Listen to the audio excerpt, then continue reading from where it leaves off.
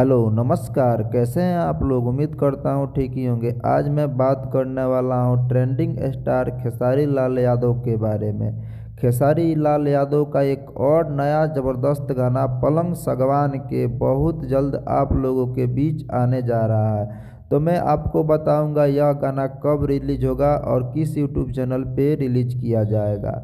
तो इसके पहले आप खेसारी लाल यादव के फैंस हैं और मेरे चैनल पे नए हैं तो वीडियो को लाइक कर दें, चैनल को सब्सक्राइब कर दें और बेल आइकन को भी दबा दें ताकि जब भी मैं वीडियो डालूं आप तक अपडेट मिलता रहे।